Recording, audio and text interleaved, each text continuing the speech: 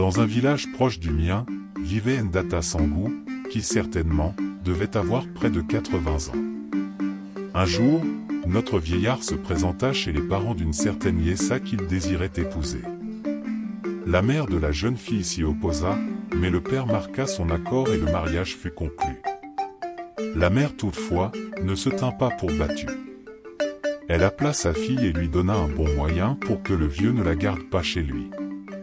« Tu mettras, dit-elle, un plein gobelet de sel dans sa nourriture afin qu'il te chasse et que tu puisses rentrer rapidement à la maison. » Yessa fit comme sa mère le lui avait conseillé.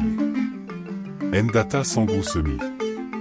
Table, mais dès la première bouchée, il appela sa femme et la complimenta pour avoir si adroitement salé la nourriture.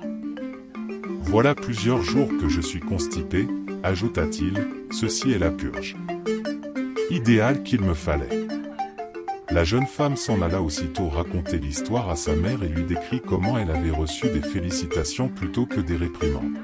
« Ce n'est rien, lui répondit la mère, voici ce que tu vas faire, tu mettras une grande quantité de piment dans la casserole, cette fois, le truc réussira. » Aussitôt dit, aussitôt fait. Dès qu'il se mit à manger, Ndata Sangou sentit le goût du piment, mais il appela sa femme et la félicita encore. « Je me demande, dit-il, comment tu parviens à soupçonner mes moindres désirs. Ces piments viennent bien à point pour calmer ma toux. » Désespéré, Yessa alla de nouveau tout raconter à sa mère. « Cette fois, répondit celle-ci, tu prendras une toupe d'huile et tu en imbiberas ses vêtements, les meubles, le lit, tu en badigeonneras également les murs.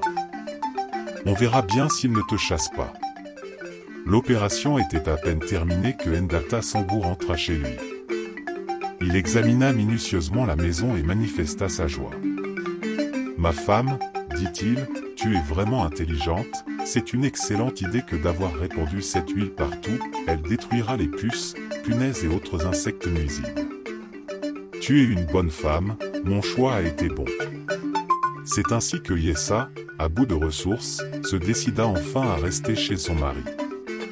Ndata Sangou, grâce à sa patience et à son savoir-faire, avait fini par avoir gain de cause.